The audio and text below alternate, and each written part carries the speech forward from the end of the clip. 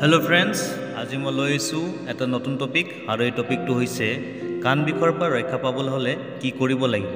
आजिकाली बहु समय देखा दिया एक रोग होइसे कानर बिष। साधारणते कानर भितरखन मलियन हले बा कोनो कारणत रोगर आक्रांत हले पानी सोमाले उच्चता आरोहण करार সময়ত कानर बिष हले अथवा टनसिल बा दाँतर असुख आदिर आक्रांत हले कानर बिष हुआ देखा जाए। कानर बिषर पर आराम पाबले हले मैं लै आइছোঁ आपनालोকৰ ওচৰত 5টা ঘৰুৱা উপায় আৰু এই উপায়বিলাক আপোনালোকে অৱলম্বন কৰিলে নিশ্চয় আৰাম পাব।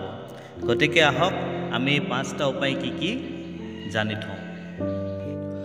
কাণ বিষৰ পৰা ৰক্ষা পাবলৈ হলে কি কৰিব লাগিব আহক আমি এই বিষয়ে জানি থওঁ।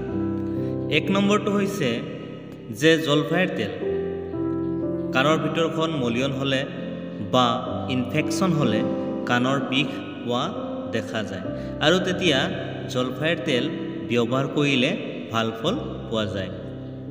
দ্বিতীয়টো হৈছে ঠাণ্ডা বা গৰম হেক।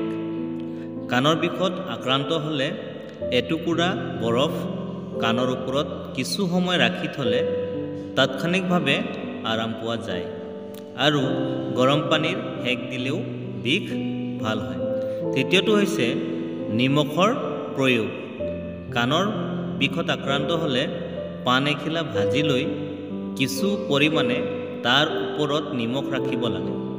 নিমখৰ সৈতে পানখিলা গৰম কৰি কুহুমীয়া হওঁতে পানখিলা মেৰিয়াই কিছু সময়ৰ বাবে পানখিলা বিষ হোৱা ঠাইত ৰাখিলে বিষৰ পৰা আৰাম পোৱা যায়। 4 নম্বৰটো হৈছে আদা নহৰু আৰু পিঁয়াজৰ জৰিয়তে কাণৰ বিষ কমাব পাৰি। এটুকুৰা আদা পিঁয়াজ অথবা নহৰুৰ ৰস পিচি সেই ৰস কাণত দিলে বহু পৰিমাণে আৰাম পোৱা যায়। 5 নম্বৰটো হৈছে চুইংগাম। কেতিয়াবা উচ্চতা আৰোহণ কৰিলে বহুতৰে কাণৰ বিষ হয়। বহুলোক বিমানেৰে যাত্ৰা কৰিলেও কাণত বিষ হয়।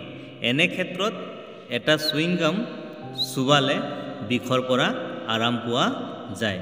গতিকে এই 5টা আছিল কাণ বিষৰ ঘৰুৱা উপায় আৰু এই 5টা উপায় আপোনালোকে অৱলম্বন কৰিলে আপোনালোকে কাণৰ বিষৰ পৰা আৰাম পাব আৰু সৰু ল'ৰা ছোৱালীৰ ক্ষেত্ৰত কিন্তু এইবিলাক ব্যৱহাৰ নকৰিব।